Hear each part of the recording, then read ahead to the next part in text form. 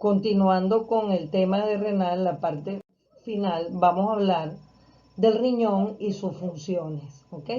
Entonces, las tareas principales de los riñones son el retiro de los residuos metabólicos, es decir, lo que queda de los procesos de absorción y digestión y respiración del cuerpo, que sería la desintoxicación y la regulación del agua del cuerpo, los electrolitos, que ya hablamos que eran el sodio, el potasio, el cloro, el magnesio, etcétera, y el equilibrio ácido-base. Entonces, el riñón remueve los desechos del organismo. ¿Cómo lo hace? Bueno, nosotros ya hablamos de las funciones tubulares, ¿verdad? Entonces, yo les hablé de que el túbulo contorneado proximal era permeable al agua, pero no los solutos. Entonces, el exceso de agua va a salir en esa porción de los túbulos renales, más ella va a retener las sustancias que son útiles al cuerpo, como ya les mencioné, las proteínas, las vitaminas, los nutrientes, y va a excretar a través de esa permeabilidad del líquido las sustancias de desecho. Remueve el exceso de fluido, concentración y dilución de la orina. ¿Cómo es el remover el exceso de fluido, o sea, de líquido del cuerpo? Porque ella, en el túbulo proximal, el líquido que transcurre ahí, que hablamos que era un filtrado del plasma, porque la filtración ocurría, como yo se los mencioné bien, en el glomérulo renal, al pasar al túbulo contorneado proximal y perder líquido y retener los solutos, entonces este líquido se concentraba, lo que va a ser la orina. Y dilución de la orina, ¿dónde ocurriría? En todo el trayecto que ya hablamos del asa de Henle, donde el asa de Henle teníamos que era impermeable al agua, pero permeable a los solutos. Al ser impermeable al agua y retener líquido, entonces, por supuesto, lo que pasaba por allí se diluía. Él también va a intervenir el riñón en regular el balance ácido-base del cuerpo. Nosotros tenemos que él va a participar en la excreción de los hidrogeniones y va a conservar el HCO3 o bicarbonato.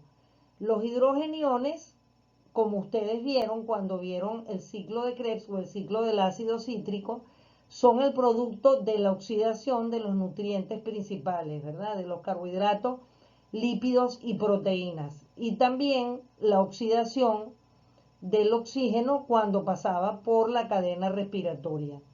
Eso lo vieron ustedes cuando vieron metabolismo. Eso generaba una población de hidrogeniones o H+, que al aumentar la concentración de hidrogeniones en la sangre, se producía la acidez de la sangre o acidosis. Vamos a recordar que la fórmula de pH es 1 dividido entre la concentración de hidrogeniones. Es decir, un número 1 dividido en un número mayor va a dar un número menor, ¿verdad? Y sabemos que el pH se clasifica de 1 a 14. De 1 a 7 el pH es ácido, de 7 a 14 es básico o alcalino. El pH normal de la sangre o fisiológico debe ser 7,35. Ya un pH menor de 7,35, por ejemplo, un pH de 7,30, ya se considera que es una situación de acidosis. En este caso, acidosis metabólica.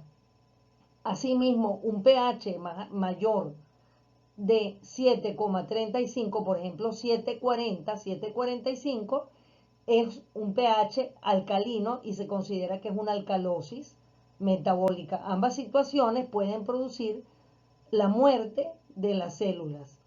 Entonces, una de las funciones del riñón es mantener el pH en las condiciones fisiológicas de la sangre de 7,35. En este proceso lo va a ayudar ¿quién? Lo va a ayudar los pulmones, ¿ok? El aparato respiratorio. Ahora, para que el aparato respiratorio, como me imagino que ustedes vieron cuando vieron la parte respiratoria, sabemos que el bicarbonato que se usa en la respiración pulmonar es provisto o es dado por el riñón. Entonces, esa es la función a través del aporte de bicarbonato y la eliminación en la orina de los hidrogeniones que sobran, es que regula el balance ácido básico del organismo. También él regula, el riñón, los electrolitos. ¿Cómo los regula? Repito, si eso lo va a regular a través de las funciones tubulares que vimos en la clase anterior. Si el túbulo contorneado proximal era permeable al agua y permeable a los solutos, entonces, impermeable a los solutos significa que él va a retener los solutos que él requiere. En estos casos, ¿cuáles son los electrolitos? Sodio, potasio, magnesio, cloro, el bicarbonato propiamente dicho. Entonces, todo él lo va a retener junto con los nutrientes que el organismo necesita para funcionar normalmente. Bien, asimismo, cuando hay un exceso de electrolitos, por ejemplo, un exceso de sodio en la sangre, un exceso de potasio, etcétera, al pasar este líquido que tiene este exceso por el asa de Henle, la porción descendente, transversal y ascendente, allí se va a eliminar el exceso de sodio, potasio o del electrolito que esté en exceso en la sangre y que puede producir una enfermedad. También el riñón regula la presión sanguínea. ¿Por qué? Porque si los túbulos renales tienen la capacidad de retener líquido en un momento dado, por ejemplo, en el túbulo contorneado proximal, o deshacerse de líquido, como lo hacen el asa de Henle, y disminuir la cantidad de líquido que hay en el cuerpo, por supuesto, sabemos la relación que hay, ¿verdad? Donde nos dicen que a mayor presión, mayor volumen. Bien, entonces si yo tengo un líquido que está transcurriendo por un tubo, a mayor cantidad de líquido, volumen de líquido que yo tengo, la presión es menor. A menor cantidad de líquido, la presión es menor. Eso es una ley física, ¿verdad? Vamos a ver al final de estas láminas cómo se regula la presión a través de un sistema que ustedes deberían haber visto cuando vieron cardiovascular, que es el sistema renina-angiotensina-aldosterona. Luego tenemos que regula también otra función que tiene el riñón, la producción de las células rojas de la sangre. Las células rojas de la sangre no son nada menos y nada más que los glóbulos rojos, que son los que transportan el oxígeno. Esto lo va a hacer el riñón aportando una hormona que se llama eritropoyetina. Esa eritropoyetina va a ser liberada a la sangre por el riñón cuando hay bajas concentraciones en la sangre de oxígeno. ¿Por qué? Porque entonces si el cuerpo percibe que hay una falta o aporte de oxígeno, él aumenta la liberación de renina por el aparato yuxtaglomerular que vamos a ver a continuación, y esta renina, esta eritropoyetina va a ir a la médula ósea roja, que es donde se produce el glóbulo rojo. Entonces, ahí va a estar de la célula madre, se va a formar o se va a diferenciar los glóbulos rojos. Es decir, que una persona, por ende, que tenga una enfermedad renal, puede también tener un trastorno de la sangre. ¿De qué tipo? Las anemias, por ejemplo, donde vamos a tener menor población de glóbulos rojos y de eritrocitos. Al margen de la que la persona se nutra, va a tener una anemia que es producida por el daño renal. Esto se ve también y es una de las características en las insuficiencias renales, tanto agudas como crónicas. ¿Por qué? Porque él deja de cumplir, al estar enfermo el riñón, él deja de cumplir con esta función. También hay una función muy importante que es la que regula la toma de calcio. En el túbulo contorneado distal, que tiene propiedades como el túbulo proximal, es decir, él es permeable al agua pero impermeable a los solutos, que es el último paso de la sangre antes de transformarse en orina, es donde se va a retomar el calcio que viene del metabolismo y ese calcio que está circulando en la sangre. Quien va a facilitar la reabsorción de este calcio por parte de las células de los túbulos renales va a ser la calcitonina o vitamina D. Por eso ustedes han visto en otras materias o en otros temas de la carrera que, por ejemplo, a los pacientes con osteoporosis se les indica calcio con vitamina D, porque el calcio va a ser reabsorbido en el túbulo distal, pero en presencia de la hormona, de la calcitonina y en presencia de la vitamina D, que es indispensable para esta absorción. Entonces, ya vimos que cómo se remueven los desechos gracias a las funciones o propiedades de los túbulos renales. Igualmente, cómo se remueve el exceso, se los acabo de explicar, la regulación del balance ácido básico del cuerpo, o sea, de que no haya alcalosis o haya acidosis, la regulación de los niveles de electrolitos, sodio, cloro, potasio, etcétera, la regulación de la presión sanguínea al regular los líquidos del cuerpo, regular la producción de los glóbulos rojos a través de la liberación de la hormona eritropoyetina y la regulación de la toma de calcio al reabsorber calcio en el túbulo distal cuando el cuerpo así lo amerita.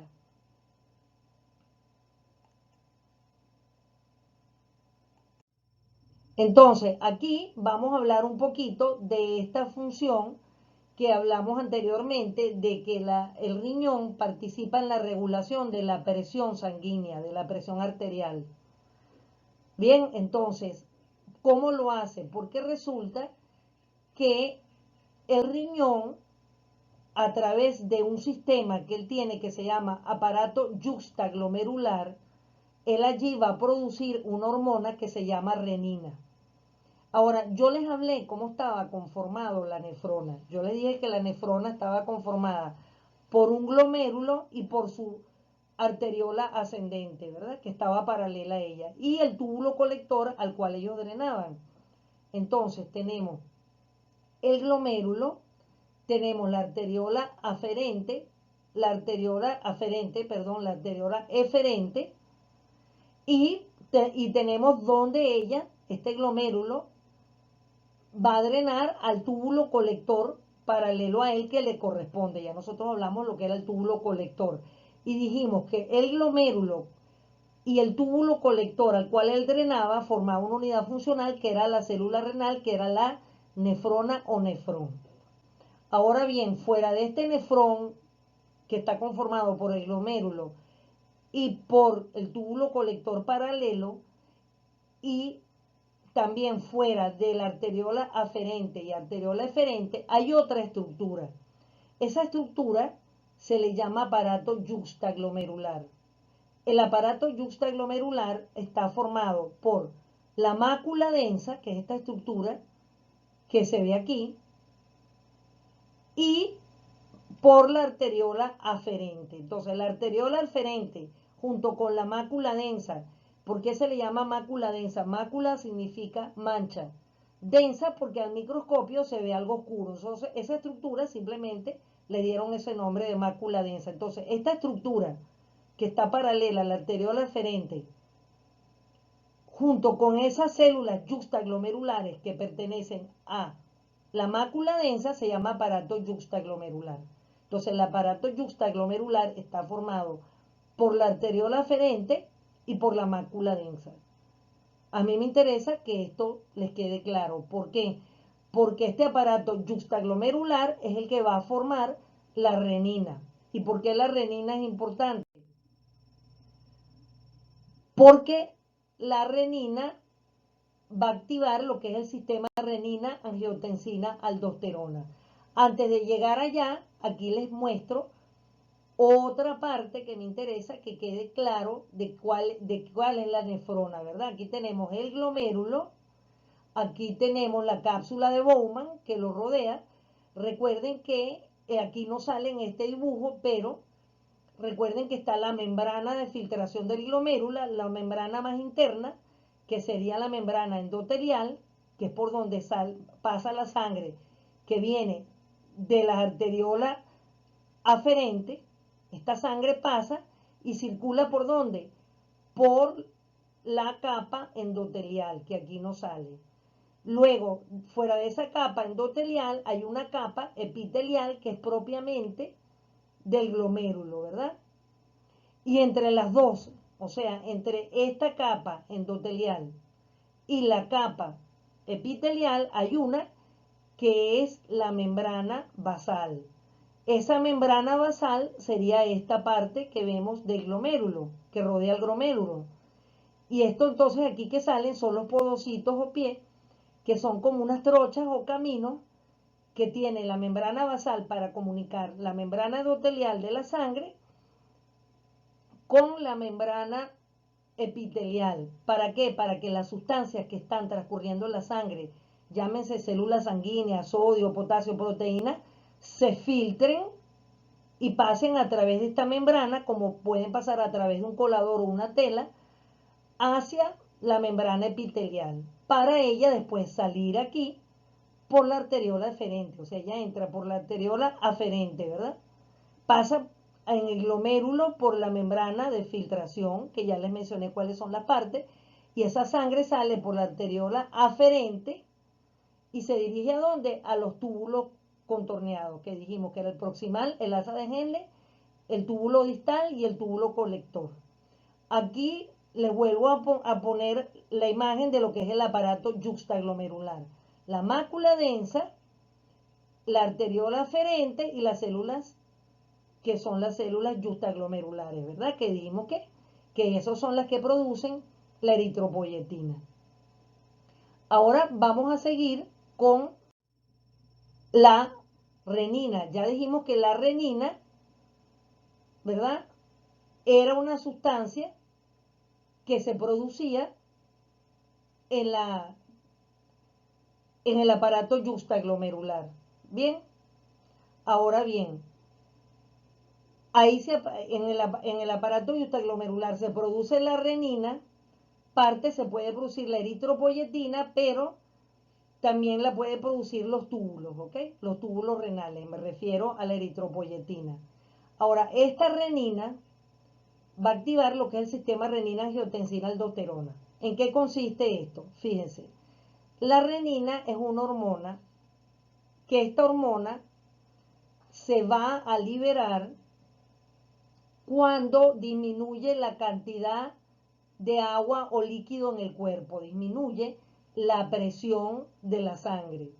¿Cómo se percibe eso? A través de los vasoreceptores o receptores de presión. Recuerden que los vasoreceptores están en el callado aórtico, que es donde están lo que se llaman los vasoreceptores y los quimiorreceptores, que son los receptores. Los vasoreceptores de presión y los quimiorreceptores, los receptores de CO2, o sea, dióxido de carbono, y de O2 y de oxígeno y de pH. Entonces, cuando, por ejemplo, una persona está deshidratada en una situación por X, porque la persona está orinando mucho, porque la persona no ha tomado agua, etcétera, o tiene fiebre, entonces esta persona le va a bajar la presión arterial. Eso va a estimular la liberación de renina por el aparato yuxtaglomerular del riñón y ella va a pasar a la sangre y va a activar una proteína que se llama angiotensinógeno y la va a transformar en angiotensina. El angiotensinógeno es una proteína que no tiene ninguna función, ella está como dormida y ella se produce ¿en dónde? En el hígado, ¿ok? Entonces, el angiotensinógeno como tal, en ese sitio, ella no hace ninguna función, es inerte. Pero cuando la renina la activa, la va a transformar en angiotensina 1. Esta angiotensina 1 se va a transformar en angiotensina 2 por acción de otra enzima que se le conoce como la ECA, que es la enzima convertidora de angiotensina. Esta enzima es una proteína que se produce en el pulmón. y que ella está en la sangre, pero ella está inactiva, ¿ok? Ella se va a activar cuando el angiotensinógeno se transforma en angiotensina por acción de esa enzima. Ahora, si la renina no transforma el angiotensinógeno en angiotensina, esta enzima, la ECA, no se puede activar. Cuando la angiotensina 2 se activa, ella va a actuar en las glándulas suprarrenales, que serían estos. ¿Dónde están las glándulas suprarrenales? Están en los polos superiores del riñón, ¿ok? Entonces, ¿qué es una glándula? Una glándula es un tejido glandular, es un conjunto de células que producen una secreción. En este caso, la secreción es endocrina. Por ejemplo, en este caso, es la aldosterona. Bien, entonces, la aldosterona, que es una hormona que se produce aquí en la glándula suprarrenal, se libera y entonces ella se va a desplazar a los túbulos renales. Y se acuerdan lo que hablamos del túbulo contorneado, el túbulo contorneado distal y el túbulo colector, donde había una permeabilidad al agua, es decir, eliminaba agua, desechaba agua y retenía solutos. Entonces, la aldosterona, cuando se libera en la sangre, porque la activa el sistema renina-angiotensina-aldosterona, esta aldosterona va directo al túbulo contorneado distal y le cambia la permeabilidad. Es decir, él normalmente, ¿qué iba a hacer? Él iba a desechar o botar agua, que iba a pasar a los túbulos colectores y a la orina, e iba a retener los solutos. Es decir, potasio, cloro, magnesio, etc. Pero entonces, esta aldosterona va a cambiarle a lo contrario su propiedad. Es decir, en vez de ella ser permeable al agua, va a ser impermeable al agua, es decir, va a retener agua. Al retener agua, también retiene solutos como el sodio. ¿Ok? Entonces, ¿cómo se activa este sistema renina-angiotensina-aldosterona? Por un lado, cuando hay una disminución de volumen de líquido en todo el cuerpo, que es percibido por los por los vasoreceptores, o bien porque hay una disminución de sodio en el cuerpo. Entonces, esa disminución de sodio, si es muy grande, aumenta los niveles de potasio en la sangre, porque recuerden que el sodio con el potasio son antagonistas y eso puede afectar la bomba sodio-potasio que ustedes vieron en otros temas. Y recuerden que la bomba sodio-potasio es indispensable para mantener el ciclo de Krebs o el ciclo del ácido cítrico y la respiración de la célula, o sea, la vida de la célula. ¿En qué casos fisiológicos nosotros tenemos que hay disminución de volumen en líquido y un aumento del sodio? Por ejemplo, en una deshidratación, bien sea por un episodio diarreico, bien sea, por ejemplo, en una hemorragia, bien sea en un cuadro febril, en un proceso inflamatorio agudo. Todo esto hace que se active este sistema. Pero él también va a hacer algo. La angiotensina, cuando ella se activa, no solamente retiene líquido, aumenta la presión y a nivel de las arterias produce vasoconstricción, por lo cual aumenta la presión arterial. Este proceso que acabo de describir para la función del riñón es la causa de la hipertensión arterial. Las personas que sufren de hipertensión arterial tienen este sistema alterado. Es decir, o bien producen espontáneamente altos niveles de renina y se activa esta cascada que les acabo de hablar, donde se retiene líquido y hay una vasoconstricción por la cual aumenta la presión, o hay otro factor que pueda hacer que active toda esta función. De hecho, los medicamentos que se usan como antihipertensivos, por ejemplo, el que ustedes conocen como captopril, que es un medicamento que se usa mucho, por ejemplo, en las emergencias hipertensivas, la función que él hace es que él inhibe a la ECA. Es decir, los antihipertensivos lo que hacen es inhibir el paso de angiotensina 1 a angiotensina 2. Si no se activa la angiotensina 2, no se libera aldosterona ni ocurre todo lo que les hablé. Entonces, de esta forma, el sistema renina, angiotensina, aldosterona regulan la presión arterial. Finalmente, vamos a dar un esquema que no está muy bonito, pero es para recordar lo que hemos visto, ¿verdad? Si hay un aumento de potasio en el cuerpo y una disminución de sodio en el cuerpo, o sea, me refiero en la sangre, ¿qué va a pasar? Eso va a llevar al disminuir, al aumentar el potasio en el cuerpo. Recuerden que yo les dije que era o bien que disminuía el volumen de líquido o aumentaba el potasio o disminuía el sodio, todo eso activaba a la aldosterona. Ya hablamos que, por ejemplo, cuando una persona